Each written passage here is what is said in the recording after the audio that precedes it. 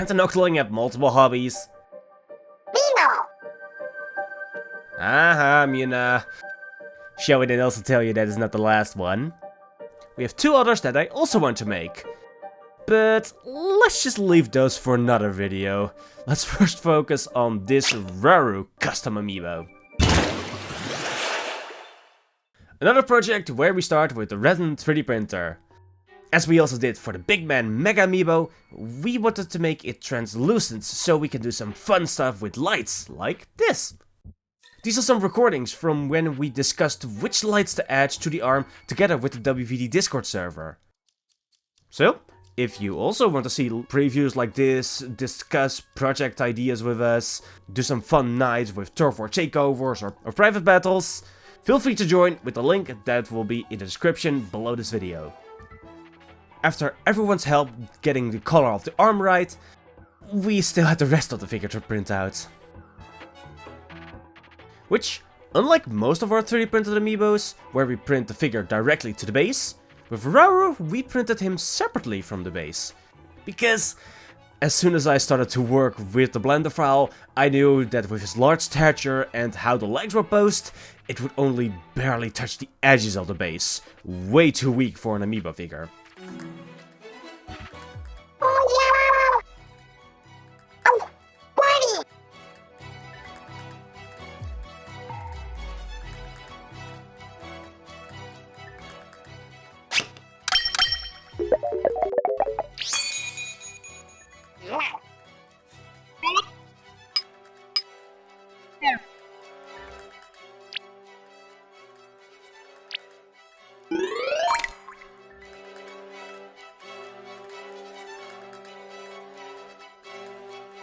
So, to fix this, I took some inspiration from the Ganondorf amiibo, and maybe also the Guardian amiibo, and the Wolf Link amiibo.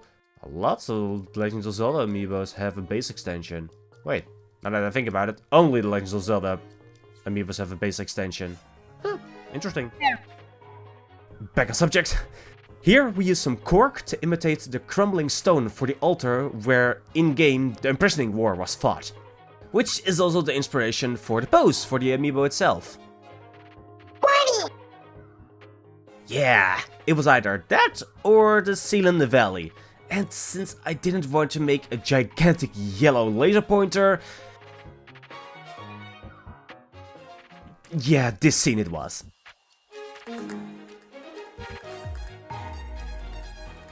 So, once the figure had been printed, we fixed up a few of the broken pieces with some wooden replacements. Well, nothing special, it's just that some of the details were so thin at some points. Plus, some of the worlds are floating, yay, working with game models, that they were smaller than the supports holding them up. So, sadly they broke off during cleaning. And that's even with the 120% model. I also printed a 100% scale model, but that would be technically more accurate to the scale of the amiibo figures. But that thing has so much stuff breaking off, plus some of the cloak wasn't even printed correctly with how thin it was. Yeah, we just scrapped that and thickened up the cloak and reprinted it at 120% scale.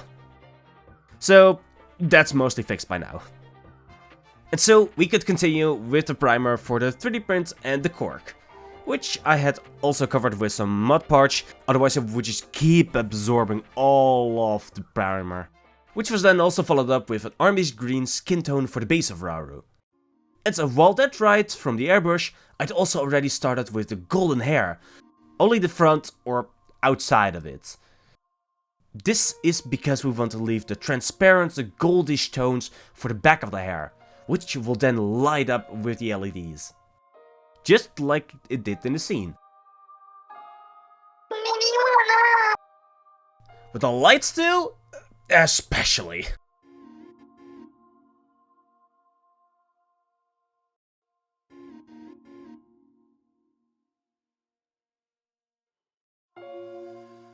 But don't forget that those layers of mummy's robes also need to be applied on the figure's hair too. Which then also gives us a chance to work with some skeleton bone for the cloth around his skirt.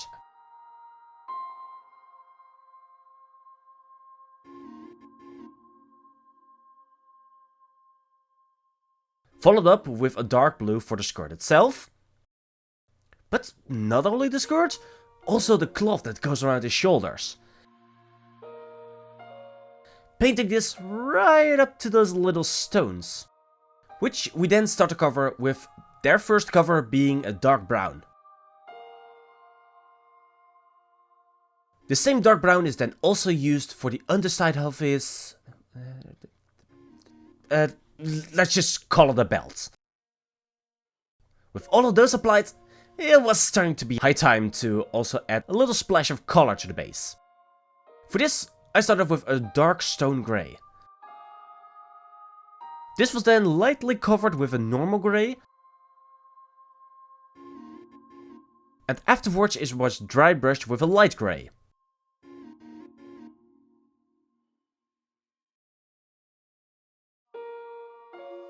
To get this stony texture that we wanted from the cork.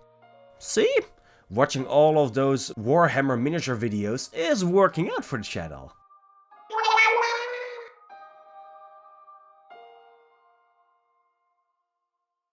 Then we could start on some of the smaller details, like these white parts on the belt that I covered with some more mummy's ropes from the hair.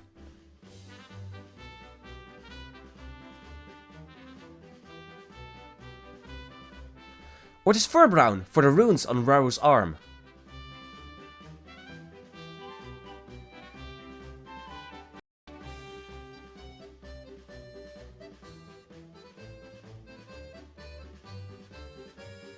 With those drying in the background, I also added some light brown to the other stones on the necklaces.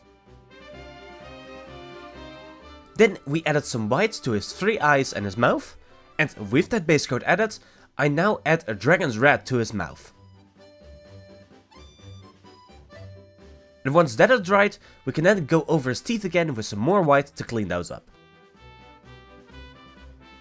Finally, we can start to add some more color to this amiibo with tealish wizard's rope for all of the teeth on the necklaces.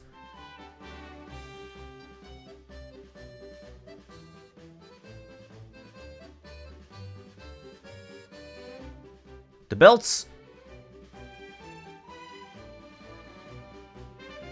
And all of the runes on the red of his clothing. Especially the big charm in the front.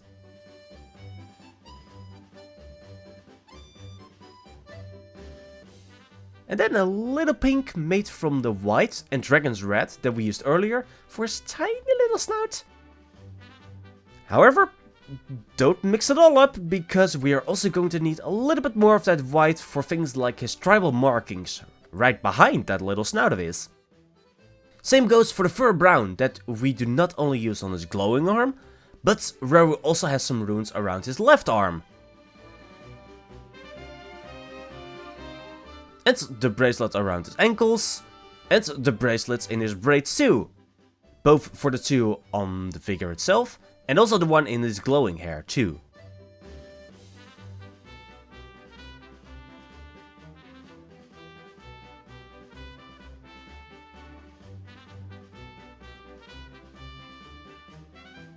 After that's right, we've got a lot to add. With all of the gold details and highlights on stuff like the runes and the emblems of his cloak, the change in the little triforces at the end of the belt. Followed up with some more teal once we added the gold to the base of the earrings. Then, with most of the runes and emblems ready, I mixed up some black with a lot of water to make a wash that I then added over all of the accessories. I then, shortly after, wiped it all up with a cotton swab to only leave the black in the lower recesses.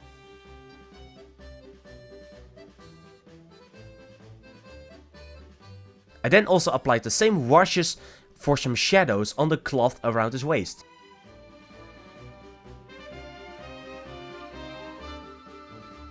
With the washes complete, next up were the smallest details on his face, like the rest of the markings and the gold around his scales and goatee.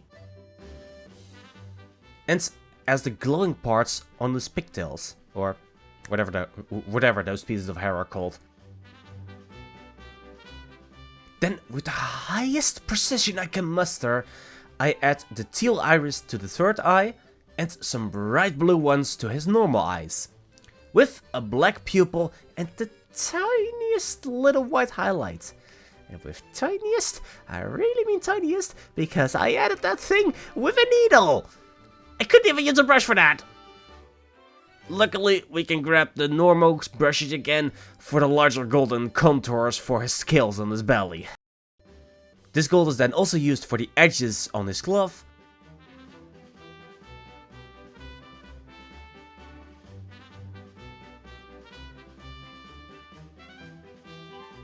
which we then finish with these 3 consecutive layers of triangles.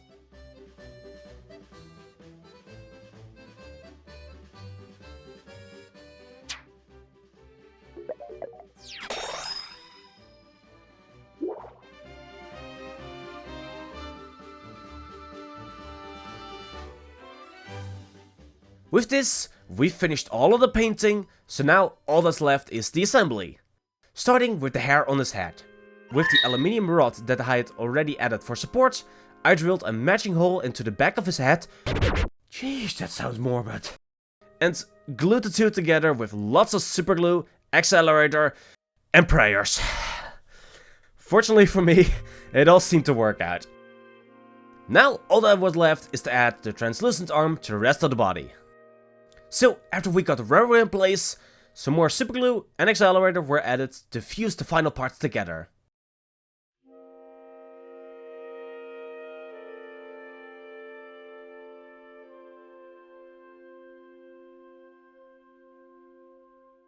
Though it was on both sides not a seamless fit, so some little touch-ups were still required, especially more mummy's rope over the filler superglue.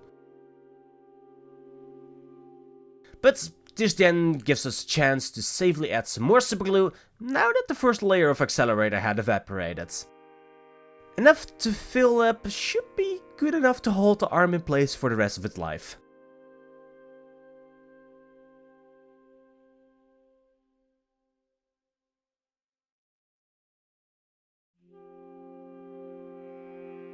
So, now all that's left is to hook up all of the wires together to complete the circuit with the battery pack in the base.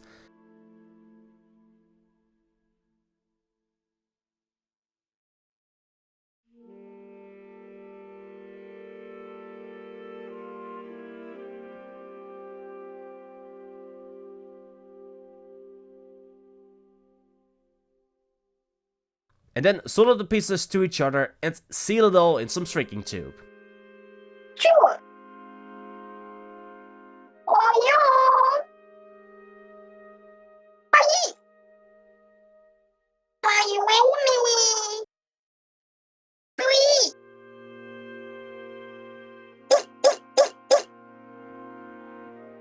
Then a little bit of squirming to get all of the pieces hidden underneath the cloak.